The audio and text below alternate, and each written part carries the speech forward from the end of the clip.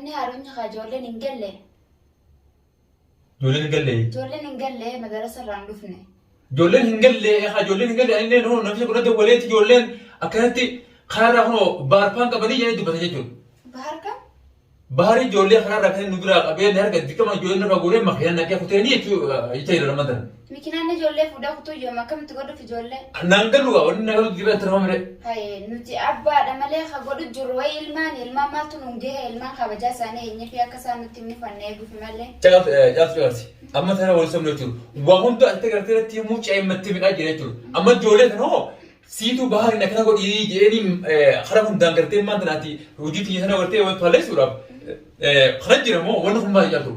Ammaalittiin bahar quba qaban ijoollee fuudhee baharii fi bahar sanuu takkaan akka guyyaa lama sadii qofaan agareessa walii beenyaan ijoollee qabii mana keetii galchijaan. Ijoollee qabii mana keetii galchitee balloo kana asitti akka laaffitee qabeenya fudhattee ati bahar deemtaa fi biraatti himatu. Hayi balloo namatti daree haashe gamu gargana na shagu ta'a balloo ammoo ijoollee tuquun fadoon. Ijoollee tuquu ijoolleen tun akkamitti eessatti dhaabbatee gurbaan fuudhuu danda'e? Maaliif beeka gaafa duudeemullee balloon dhaammatee gabu maaliif beekan? Amma dhageessa. Wanni kanaa ta'u nallee qobsitu gurra kanallee na yaatu jechuudha. Wanna kana ati nama wajjin hariiroo qabda yookiin telefoona jabeeffattee harka nama wajjin haasawa bulta yookiin siimii isa biraa qabda waan kana dhugaa rabbi natti himan. Ani mataa qaban qabu siimillee wanta shari'aan qabu yaani durumaa. Ni qabda shari'a qabda malee akkamitti ijoolleen tun fuudhamte beekaa ijoollee fuudhan beekame. Ijoollee reetaati jala deemee bobbaaseen galchuqa. Namni galchutti goone mucaan hogguu irra dabaluu man dhufanii dirqamaan harkana hidhanii ijoollee biraa hogguu irra isa jira. Kalaas egaa kedanii fuudhanan duuba maaltu na galche? Isaan maa madaa isaarraa gabbee mucaan baataa hojiitti hogguu naqanii hin jiru dhufanii qabanii namni kan namni biraa fudhanii jira jechuudha. Eenyuutu waan professional achi kan nuti deebi'e. Akkuma qabu baharfaan fuudhan micaa eegettanii taphantanii micaa san gaafannee akkasii jala deemnee wanta jenna malee wanni lola narra fideen jiru kan quban qabu keessan jiru manaa jira.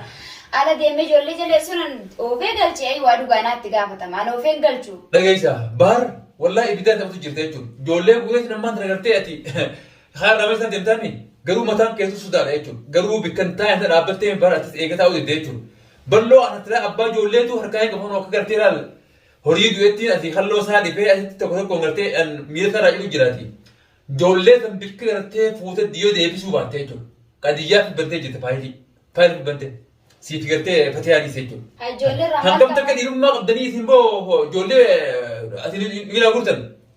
Ijoollee madrasa jaatu mucaa silaa namatti goonee ijoollee wanni godhu jiru. Fuutaniiti harkaa gartee ijoollee innumaa fuutanii hafanii jechuudha. Eessa geessisan ijoollee? Yoo dhiirummaa qabaatte hojjetiin jiraanii. Mana hijaa ni beektaa siifin wasafaa. Mana siifin wasafaati.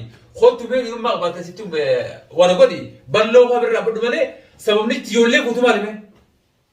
Anaan baqatu fuuta.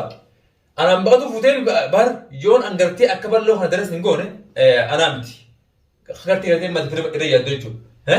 Nuti gartee waan guddoo silaa abbaa ijoollee turka qabna. Wanni ijoollee fuutee miskiina deemtuu ni maaleeti. Eenyu baqatu? Ana baqattaata? Moo dhiirummateetti bakka ati karaa nama wanni godhu deemtaati. Mee ajaa'iba dubbuma ajaa'iba. Baadhiirummaa akkamiin ijoollee fuudhee kararraa qabee masilaa inni habaayira narra kaa'u fedheeti ijoollee sirraa kararraa qabee mana galchuun dhiirummaa akkamiin maaltu saangee ijoolleen feetu kataayaatu feetu walayaatu irraa hafalamoo nyaachisamoo mashruubatti kan nafa ijoollee ofii galchuu. Ati illee dubbatte dhageessa.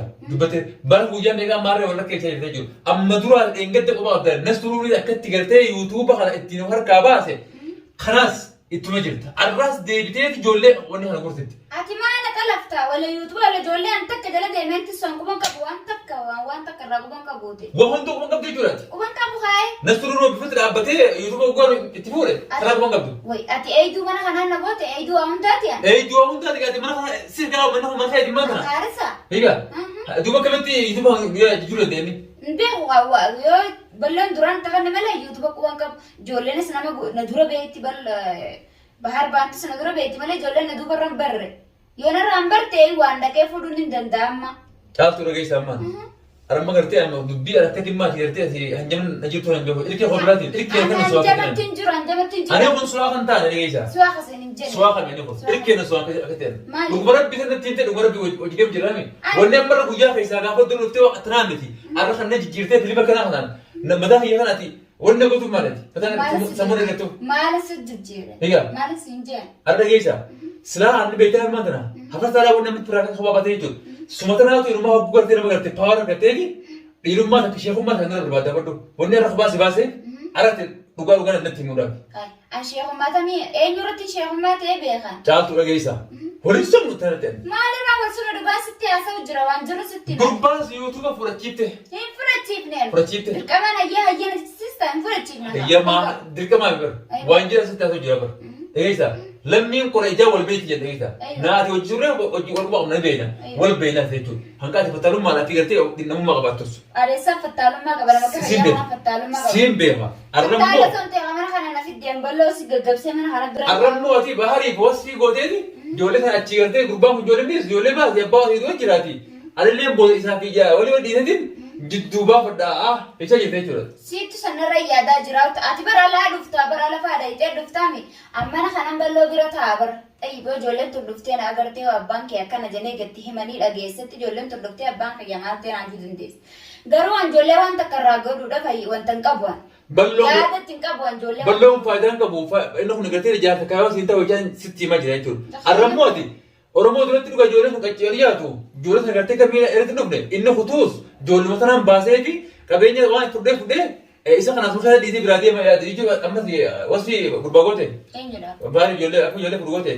Bahar quban qabus hin jeeran bahar ijoollee fuudhe jeetti hin kannine bahar sanuu beeku ijoollee dhufee asii fuudhee madarasa irraa fuudhee keessan jiru ammas irraa dhagayu.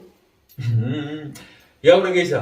Ammoo gartee waa karaa ammaatti deemaa jirtu kanan annan galle immoo boolla qotachaa jirti boolla gartee itti haleetti darbitu. Maaliif haleetti darban?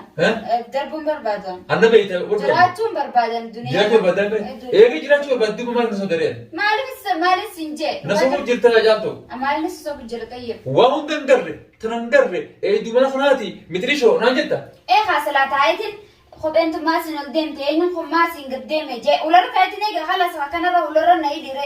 Masuulummaa mana kanaa sii qabaa warra. Ni waan hin beekaa. Haati mana kanaa bar masuulummaa sii mantana. Hayyee ijoollee madarasa artillee anaa masuulummaa qabaara madarasa. Ijoollee haamni galtee akkasiin deebis ijoollee tummaa irra geessee tawaasula ijoollee walii gurguruu qabda gaati. Ni qabaa bara hin beekaa.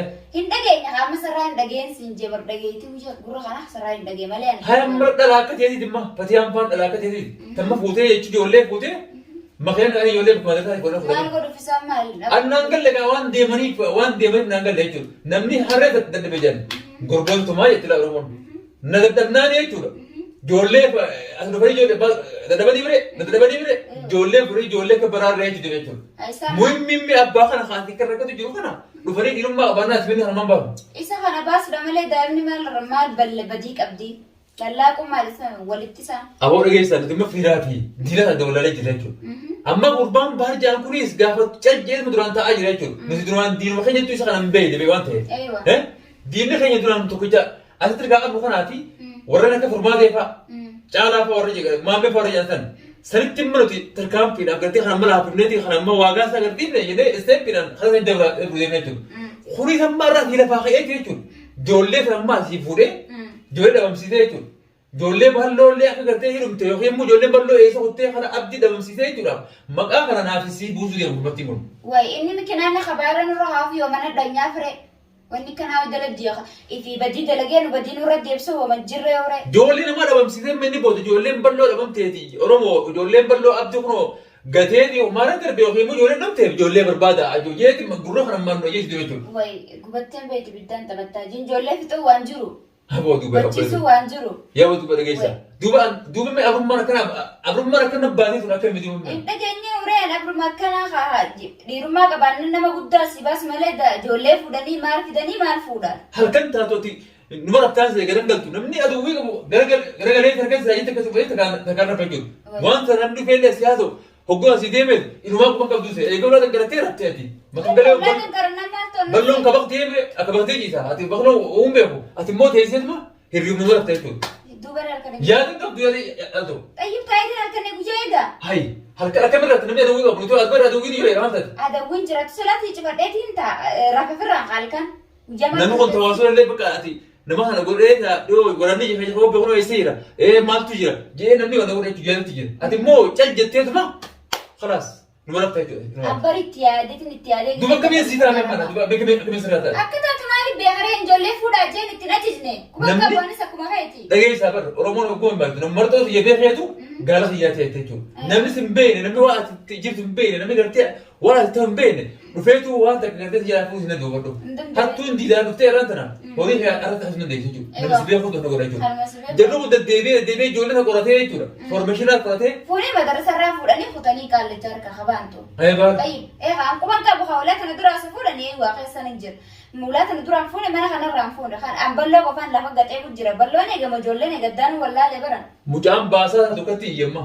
Nan dhiisanii ana isatti hin galaa jee katti iyyee waan bira jira. Mana baharsanuu na haanu geessu hamma gabaabduu. Mana bahar beeka mucaan. Ati hin beektu? Mana bahar asii miti bakka fedhattuu qabriitu na dhiiraan bo'oo tani. Wayini dhanyaa. Qabriitu. Qabriitu na jiraan bo'oo. Mana raggumnaami waan akkana. Mucaan kana fedhi yemmuu nan dhiisanii jechuun mucaan akkatti iyyaa jira jechuudha. Tamicaa rakkoon qabu manuma beenaan. Iyyaa. Akkamituu mee bal'ummaa maal mana dhanyaa fi siinjee bahara maal taa'ee miti inni. Aboo duuba obboleessu. Ana abbuma addaa takka na qabattee hin deemu. Suma kana waan dadhabee seeru waan gattee ati tiiftu hin beekne beekti yaa. Maaliif badii qaba amma badii takka hin qabu baran abdii. Fayyaatiin cikkii kan raarsinan keessa waan takka keessa hin jiru quban qabu. Akkana jettee difaa firaa na godhu jirta mata magalee jechuudha. Difaa maal keessa? Difaa na godhu jirta kamatti gartee kanaa quban qabu tanaa quban qabu kanaa quban qabu dheengatti taatu mee maallaqa sana isa keessee jeetiin shaantuma sana ijaan agarsiiste. Salaati maal gaggaafattu haa hunda. Wani ta'e gaafadhu immoo.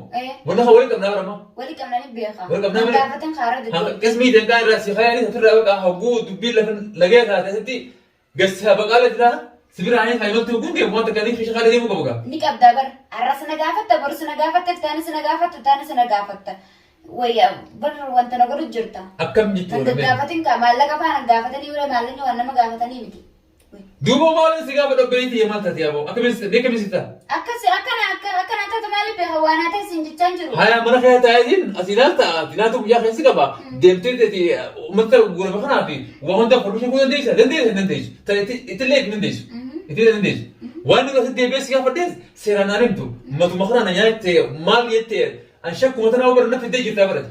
Hai akkati yaa. Waan hunda nafa adda. Dhagi hakkee yaada heetii mana kana keessatti qabaalatti akka yaani biqiltuutti ganna dhaabdeeti deemtee farfishiina guurtee jechuun maallaqa narraa fuutee guurtee gisee fittee caaltus akkasumatti akka gadhaabdee akkuma duraan fageessitee darbitammas. An sin godhu. San dhiiruma sin godhu mas walee waan si gaafa dhigaa akkanaa ittiin waan takka nagarsiisuun barbaadu malee. Duubaree waan hin jirre isaan si fida. Shaantaa qollofeetiin jira mana bakkitee inshaalla gaafa laa rakkoon guddoon na qabde malee hin banu mana sana. Arallee anyataati. Shaantaa qollofeetiin jira. Miilaan qolloftee qulfii darbite moo harkaan qollofne? Harkumaan bakkee na biddeewa. Qulfiin na jalaa bate. Qulfiin na jalaa bate. Akkan jiru. Qulfiin na garreen kara kutti. Yaa boola kii taa'e. Ijoollee taphatu jira guyyeessa. Ammoo laga isaa laata namnillee yoo iyyitellee biqilanii beektaa beekuma irraa. Namni sira gooti hin jiran. Wayii maal na goota? Sirra jedheetiin bal'oo biratti kaas bira deema. Maalirraa irra dhaabbatta? Sirra jedheen. Wayiin kennuudha qulfiin baddeedha ka. Hai, inumaa akkam ta'u barbaachisa. Akka tokko ta'uu barbaadan. Qulfiin baddee maa boosoguu itti hayyamti maaliin baratte? Maaliin baratta gaasan cabsinullee haa inshaallaa rabbii beeka. Akkam yeroo yaatu? Aynu qulfiin ajjirti yoo. Akkam na godhu yookiin mati? Akkam na godhu mati? Waan takka si godhuun fedhu abdii waan takka si godhuun fedhu gizee ati sirraa fuutee ani sirraa fuudhe maallaqa siina siin gizee baafne gizee dhumate na darbuu deemtala. Sin darbu maallaqa. Na darbita. Namni ammaan amanii malee gar afaanirraa naabanidha gararraa. Baran si amaneetiin guyyaa waliin dhufnee waan hundaa tartiiba si godhee akkaataa yeroo gabaabduu keessatti itti milkooytu si godhee baddoon. Kana deebitee na kaadisa wanni fide maaltu jira? Ammaaleef si kaade. Maallaqa fide kan agarsiisee nan sin garsiisu shaantaa qulfii darbeetiin jira. Kaadisaan jettee kun. Qulfiin ni jalaa baddi wanni hin banne hin jirtu bara. Baddi qulfiin. Hin cabsinayyee. Amma deebi'aniiti foormishina fudhee hin beektu alaakka ta'e tanaa guuree jechuudha. Amma fatee afaa jechuun gurra dhageessee bara bulee baate. Fatee afaa. Maallaqa moo? Fatee ajjeen ijoollee guurtee mana fatee afaa ijaartee baatan fatee aadaa. Fatee aadaa. Wayitan amma dhanyaafin siin jee bara. Isaan dhiirummaa akkamii fi dhufanii ijoollee mana madarsa irraa fuudhanii. Aboo anta dubbiin nagaluu iddee jirti keessatti taphannaa kuni